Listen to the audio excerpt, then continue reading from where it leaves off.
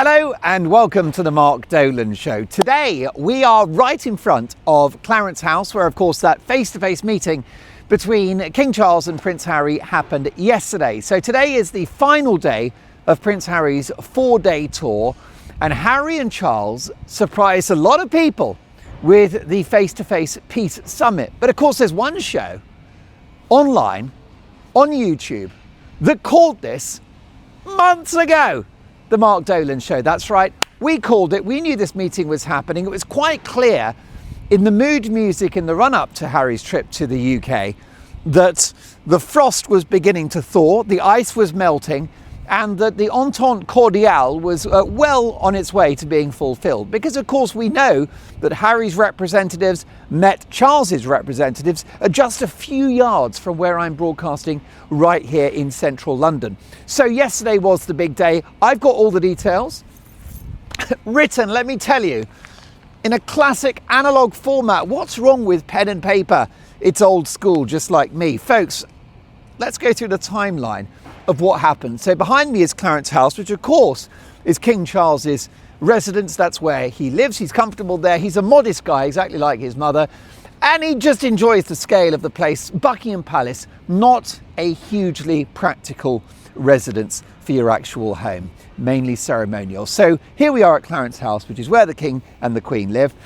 This has been coming for months now, we know that.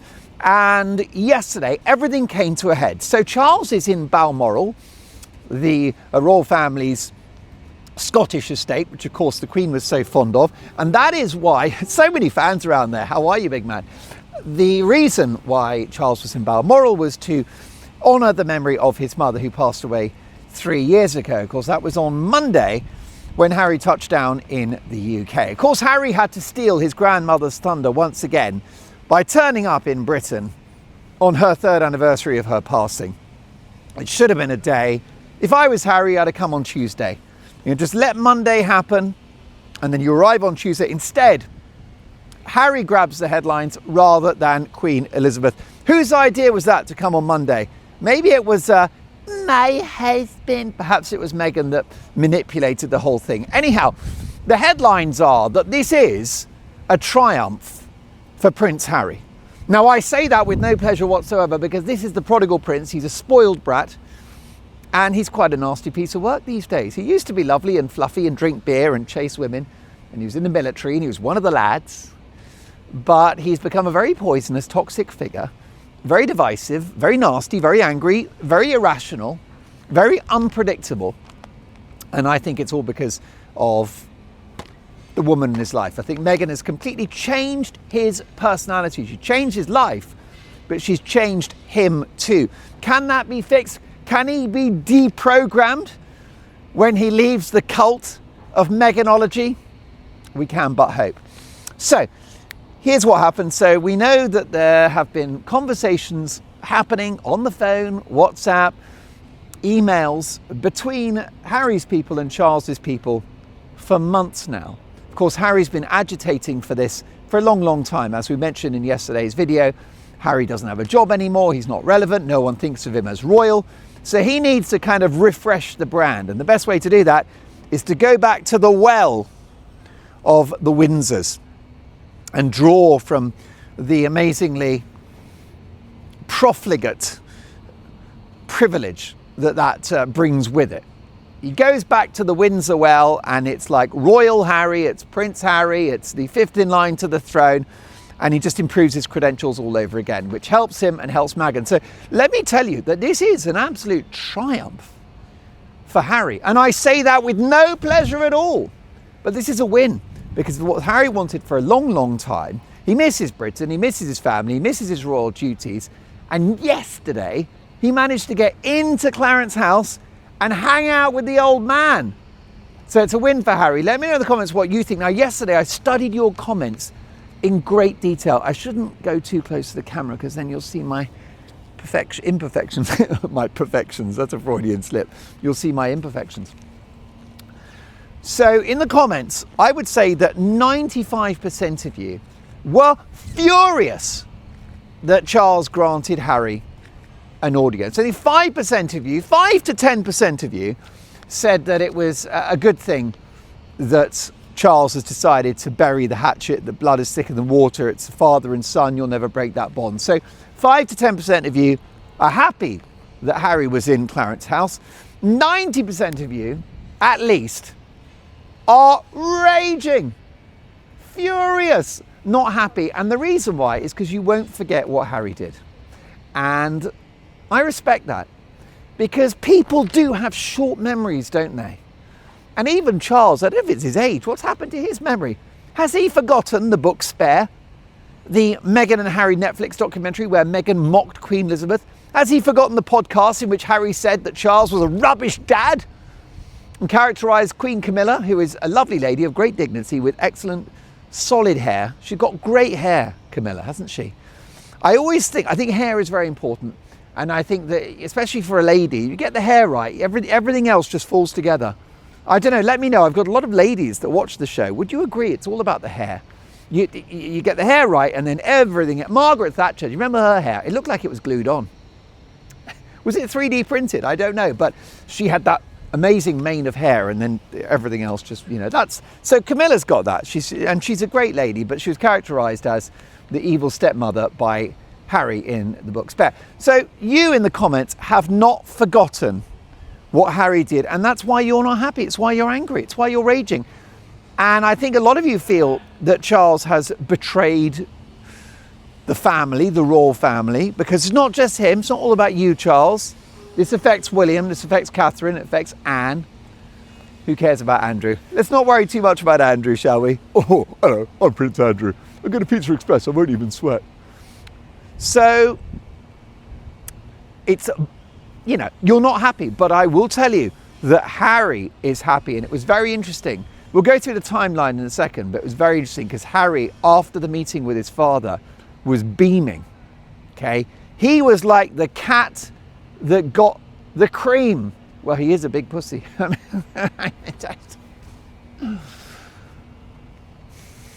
I am what I am. So, it's a big deal, and he was happy beforehand. In fact, I will say that old Harry, the H-bomb Hazza, had a bit of a spring in his step the moment he touched down at Heathrow. And by the way, don't give me this guff about his security, because this is a man, he's trying to sue the British government for his security, which is a case he lost. It's cost him, how much did it cost him? Over $1 million. What a ridiculous fool. Anyhow, he gets to Heathrow and bang, British police turn up. They've got guns. He goes into a special Windsor lounge, which is very exclusive, and then he's put in the back of a Range Rover and he's driven at high speed to his first destination. So this idea that Charles would let anything happen to Harry when he's on British soil, good luck with that. As they would say in New York, forget about it. Right? Harry's safe here, for God's sakes. So that whole thing was a charade. So after, because I'm not Meghan Markle anymore, I'm Meghan Sussex. Did you know that we have been talking about this for a long time on the show? And I've just said, when was the last time something good happened to Prince Harry? And I'm not able to think, I cannot think of a single good thing that's happened to Harry since he married Meghan Markle. Name one thing. Because the moment they married, that was it. She didn't enjoy opening hospital wings. She was bored. Quite windy here in London today. Oh my goodness. Do you want to have a quick look at the surroundings, by the way? Isn't this absolutely gorgeous? I believe I'm right in saying that's Green Park, which is, if we're honest, a very unimaginative name for a park, isn't it? Green Park. I mean, come on, guys. What, did they want to take an early lunch or something? Green Park? Couldn't it be called Acacia Park or something? Elmwood, Grassy Verge, Regent Heath. I don't know. Come on, guys. Let's rename Green Park. You've got Hyde Park, that works. You've got Regent's Park, that's gorgeous, isn't it? St James's Park. But I think we can do better than Green Park. Talk about phoning it in. Right. We got to get through this now. So, it is an absolute triumph for Harry, But nothing good has happened since he married Meghan Markle. Let me know in the comments. Name one thing that's good that happened to Harry since he married Meghan.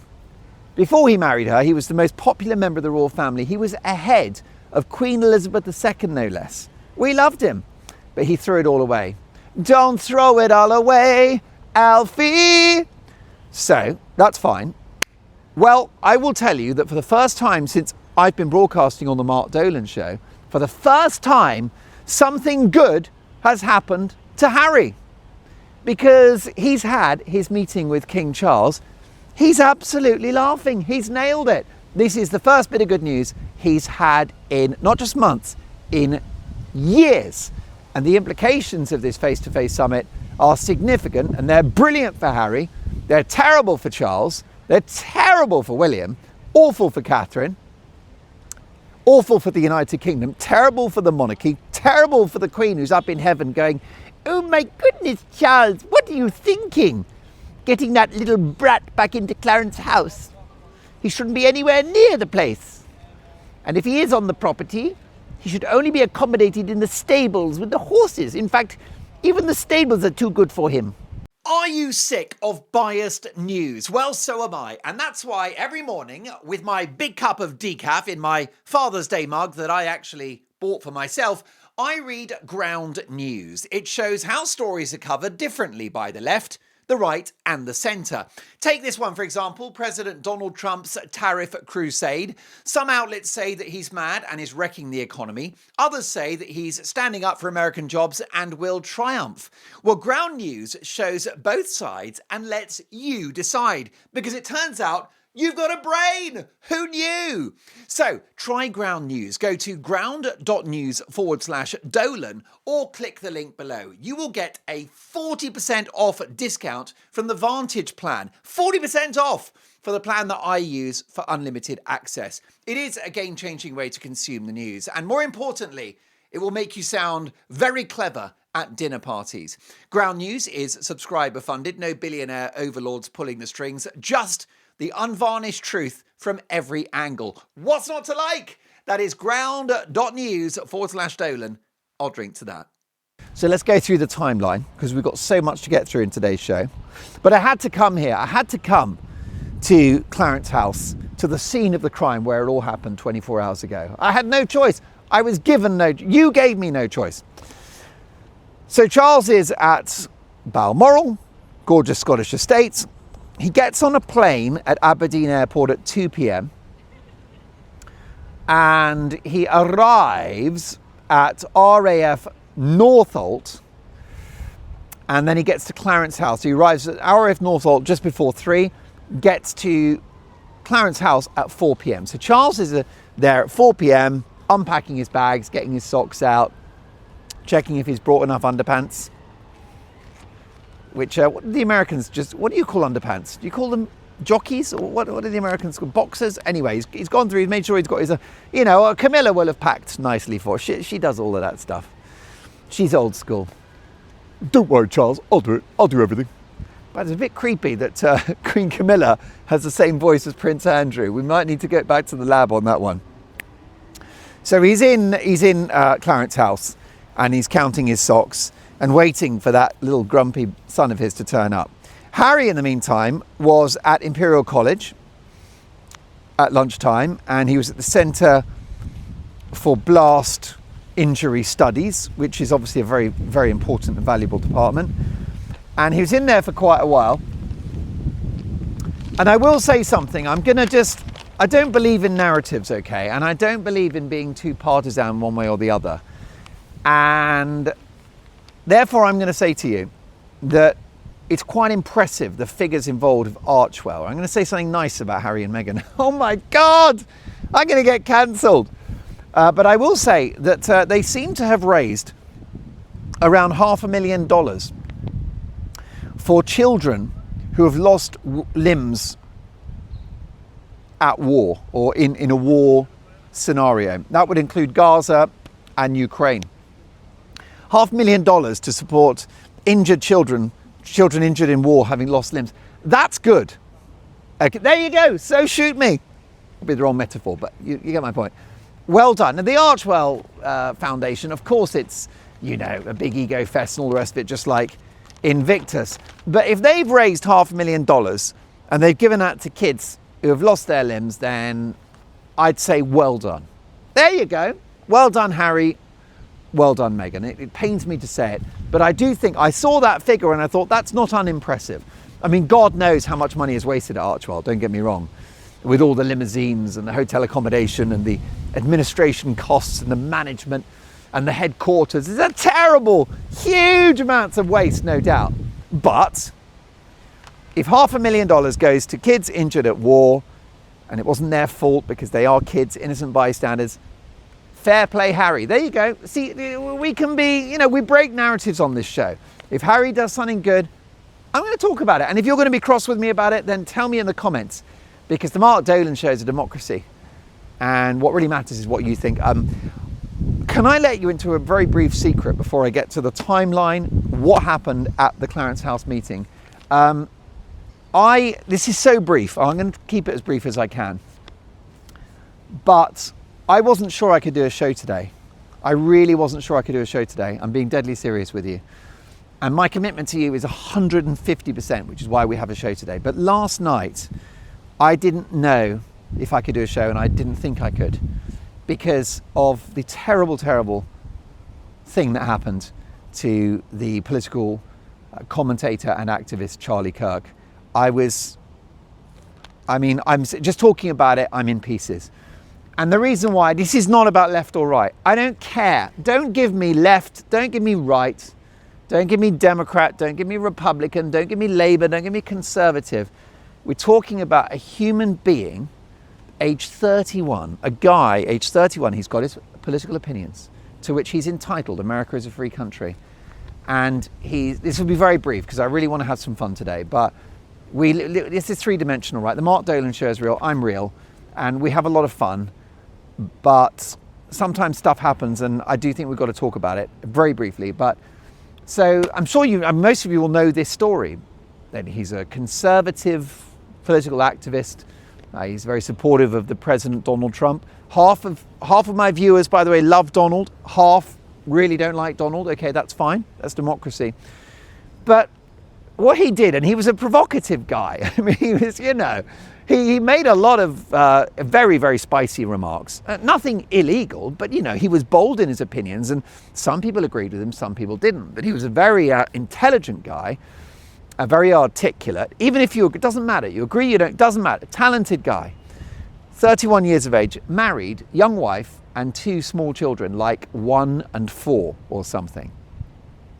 And he's at a university campus, I believe it was in Utah, and he's there engaging with young people, with students, having political discussions. And a lot of the students don't agree with him, and they shout at him, and there's heckling, and that is beautiful, because that's democracy. And this poor guy is on microphone, and he's on the stage at the university campus, and what he's trying to do is reach out to young Americans and create a conversation so that we can start listening to each other from left and right and debate things again like we used to. Actually debate, like, I don't agree with that, but you agree with that. Well, give me your arguments and then I'll give you my arguments, and then maybe we can just navigate to a place of agreement. Okay? And therefore it would be a little bit like Mrs. Dolan. She likes her toast, right? Very pale. So she likes the toast. You know, the bread goes in the toaster and it's barely warm, and she thinks that's toast. And then I like it burnt, okay? Well, she can say to me, you know, the burnt is not healthy, that's carbon, and that's actually carcinogenic. And then I can say to her, yeah, well, you warm it, that's not toast, right? You've got to be able to snap it in half. It's got to be like toast. The middle way may be to have it brown, but not burnt, but also not. Anyway, what a miraculous metaphor that is. It's no accident I'm in broadcasting, is it? This poor guy is sat there and he's holding a microphone and he's conducting a debate with a lot of students. If I'm honest, probably the majority of whom are on the left and he's on the right. And I think that's why he goes to the universities, is because he knows there's going to be a sort of debate. And what he was concerned about while he was alive is the danger of groupthink, you know, where everyone's together in a bubble and they all think the same things. and the universities cancel anyone that's got controversial views because of the emotional safety of the students, that they mustn't hear something that might upset them, except that they might learn something, ironically, at university. When you're at university, you should be exposed to all opinions, and you should be exposed to views that you find uncomfortable. You should be uncomfortable as a student at university. That's what learning is, and we should all be uncomfortable. People should tell me things I don't want to hear every day. Sometimes in the comments, you guys will make me uncomfortable because you'll say, "Oh, don't do this or do that or don't do that," and that's good. I bring it on, bring on the discomfort, because we need that. Anyway, and we need to get out of the echo chambers. You know, you can't have a thing where everyone on the left is good and everyone on the right is bad. You can't have a thing where everyone on the right is good and everyone on the left is bad. It's not true. We're all human beings, and the great history of this world is the competition of ideas. And what you need is you need the left and you need the right, and they should compete to win the argument on a daily basis. And here's the honest truth: you need left and you need right. Okay, you actually do, because you need the left because they worry about poor people and they build more hospitals and stuff, and then you need the right because you know, maybe they're a little bit better on law and order and maybe sort of, you know, the economic model. I have one or two suspicions about the economic model from the left, is all I'm going to say with my politics degree. You know, the sort of command economy, sort of big state stuff, you know, hasn't got the best track record. But look, it's all about opinions. Anyway, it doesn't matter.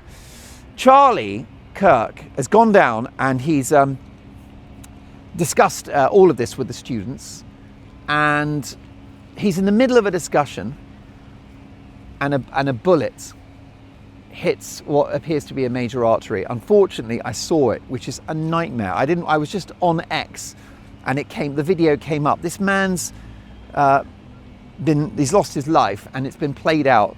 Someone was filming it, and that footage, it's like JFK all over again. I know not quite as seismic because that was a president, but it's still a political assassination. And I would be as devastated if it was someone on the left, someone in the middle, someone on the right. I don't care. It's a guy that was trying to engage in a conversation about the issues facing America and the world, so that we can navigate towards a better future for his kids and for his wife. Well, there's no husband for that amazing lady, and there's no father for those two little girls.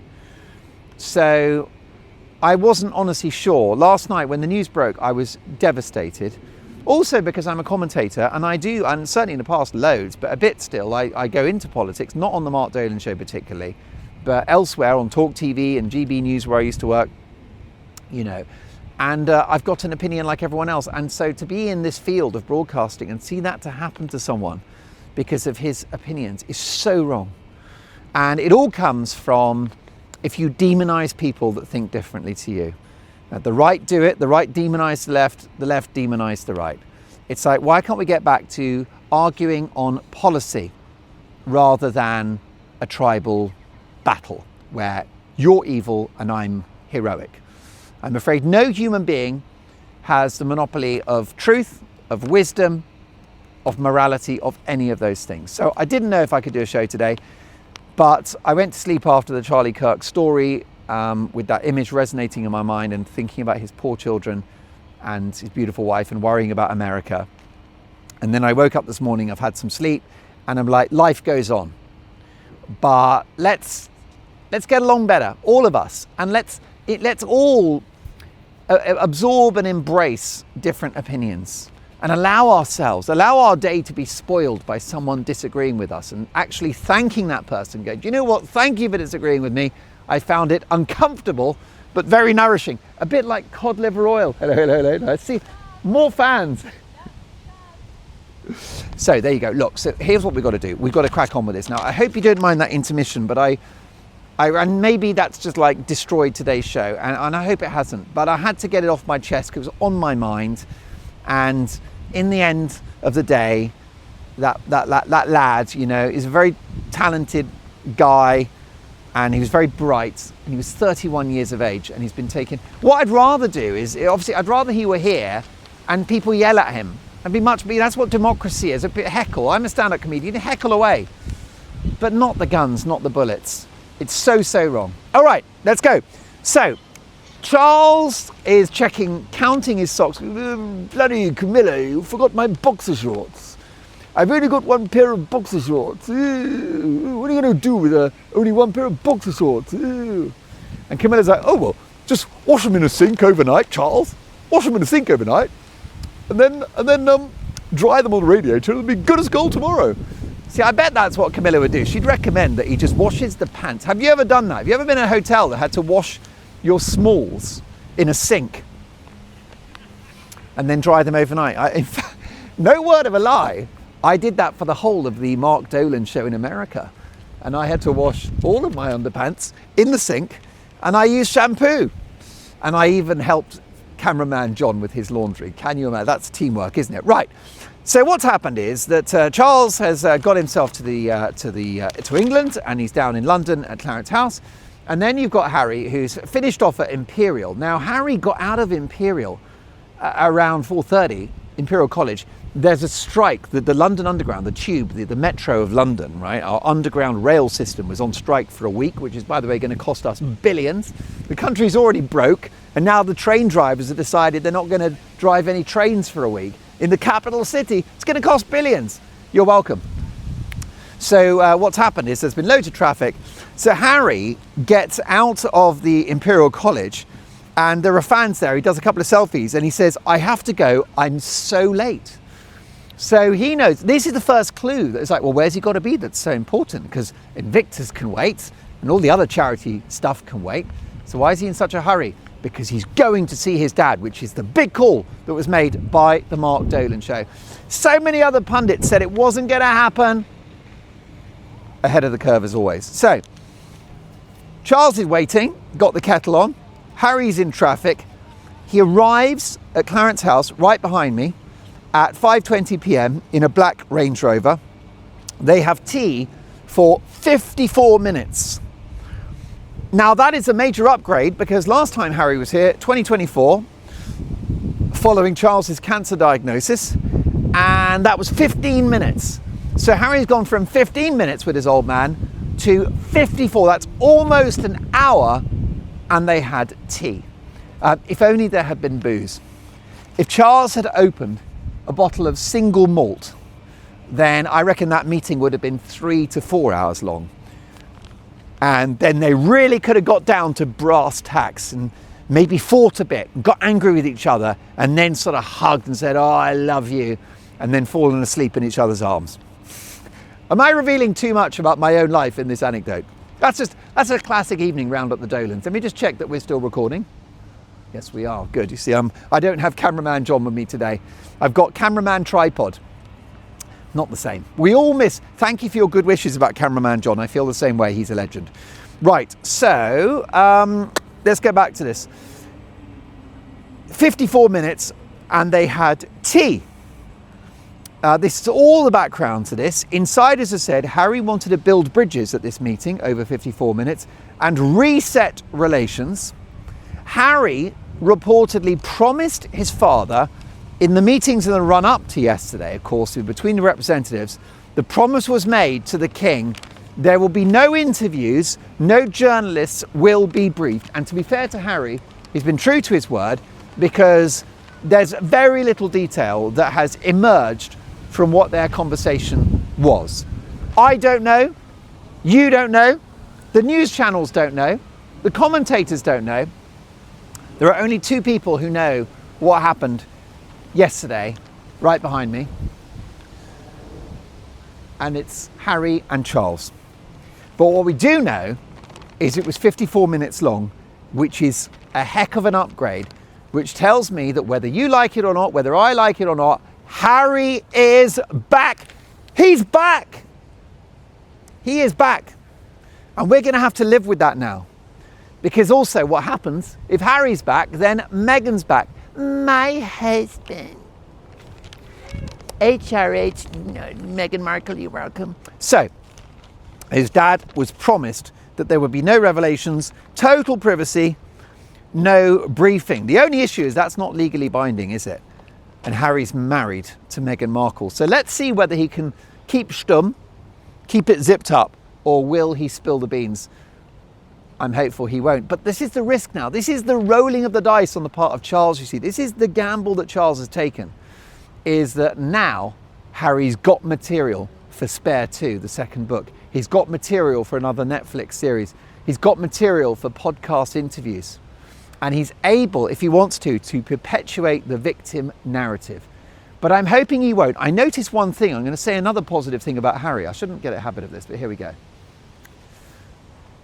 He did look happy when he arrived in London. And he has been. I've never seen this guy smile so much in years. He looked relaxed. He looked chilled. He looked content.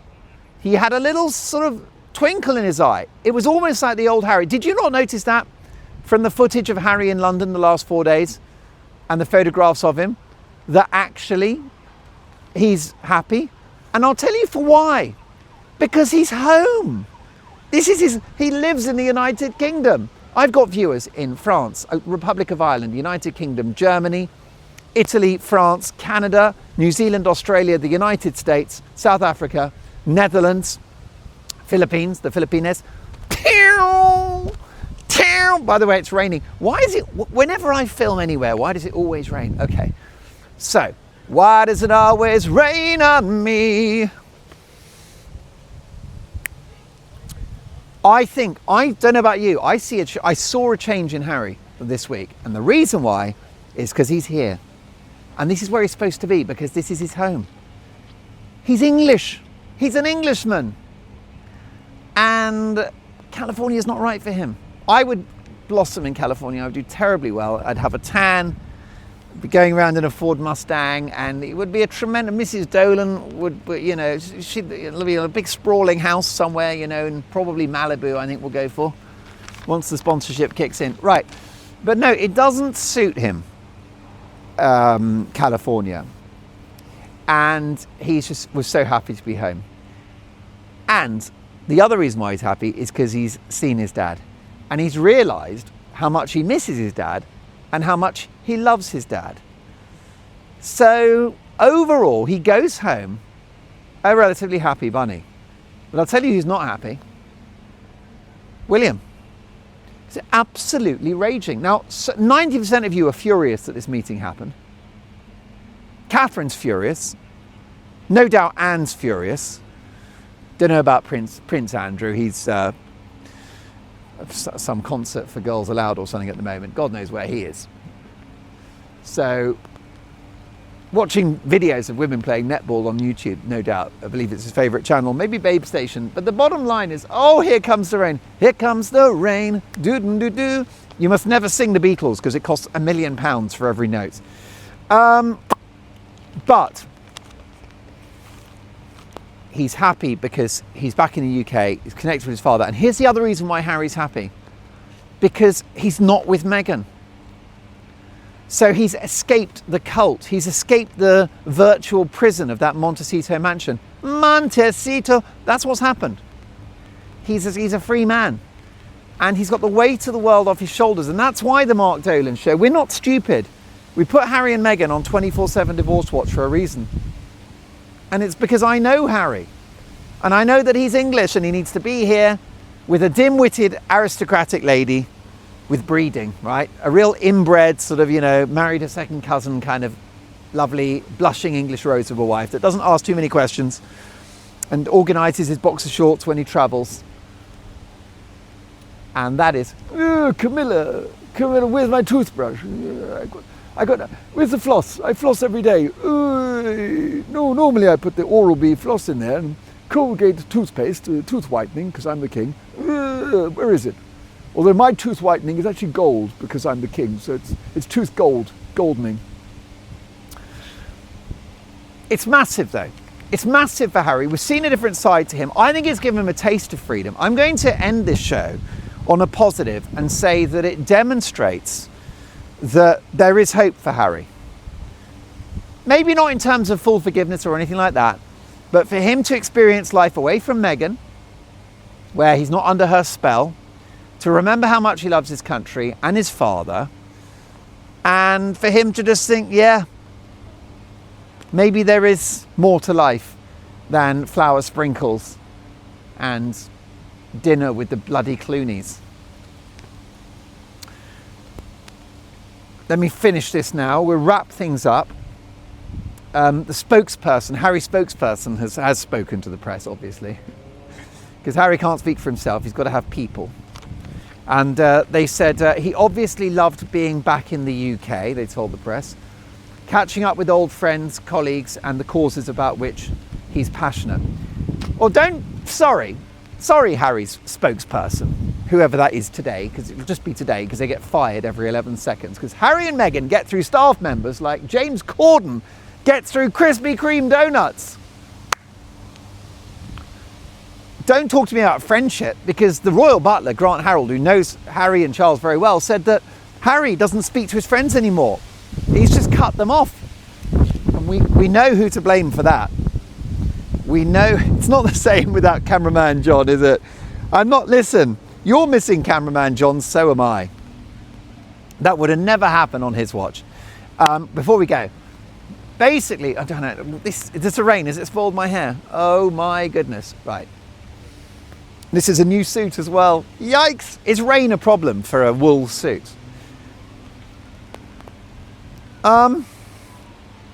It's really important I get this across. Yeah, Grant Harold, the royal butler, told me that he doesn't speak to his friends anymore and he's completely dumped them. So, you know what? I'm actually going to have to go under, because this has happened before, right? Last time I had this heavy rain, when I was in, where was I? I was in Washington, DC, in front of the White House, and it started raining, and I stayed in the rain, and it destroyed my laptop and the microphone that we were using for the show. So I've learnt my lesson. I've gone under the tree now, and I need to wrap this show up.